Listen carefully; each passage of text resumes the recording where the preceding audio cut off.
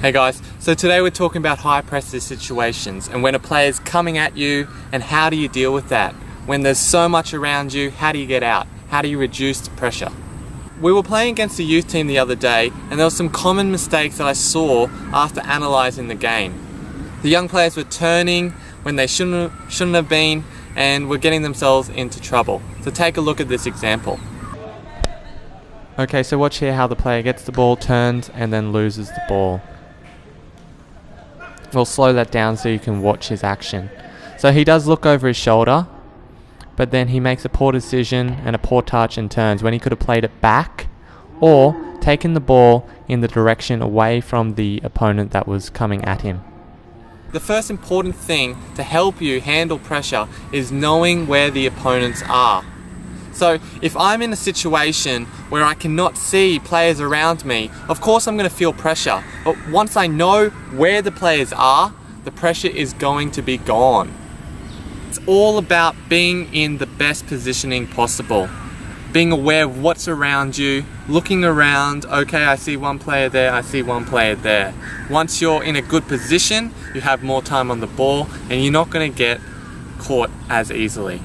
So look at the following situations. There's 3 players on him and then he opens up and then receives the ball again. We'll slow that down and analyze it. Okay, so watch here. He looks over his shoulder, see there's players on him, cannot, plays it back, moves to a new space and now he's free.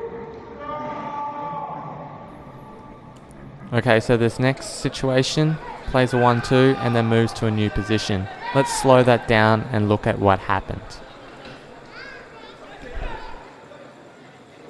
Okay, so he's about to receive the ball. He looks over his shoulder, plays 1-2 because he knows someone's coming at him fast, moves to a new position and then has more time on the ball. Okay, next situation, the player passes it to the guy in the middle. But let's watch the guy in the middle. Watch how he takes a few steps back so he's not so close to me there in the middle. Okay, next situation, I get the ball and turn. So I positioned myself between the midfield and the defense and I saw that there was no one near me, so I turned straight away. Just like that. And it was free.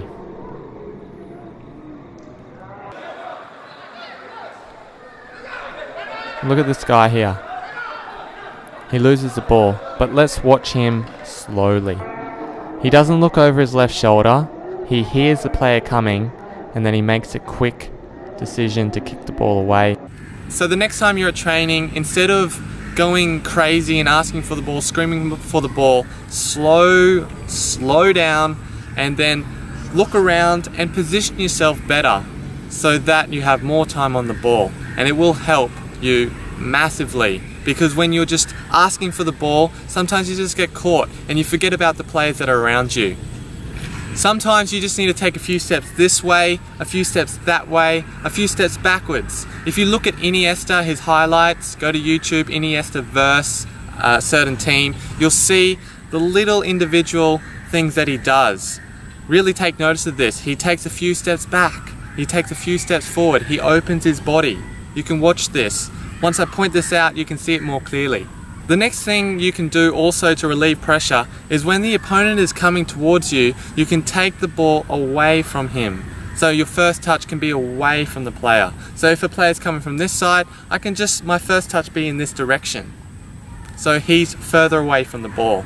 Okay, so the midfielder gets the ball and I'm going to shut him down, but let's watch in slow-mo what he does to get out of it.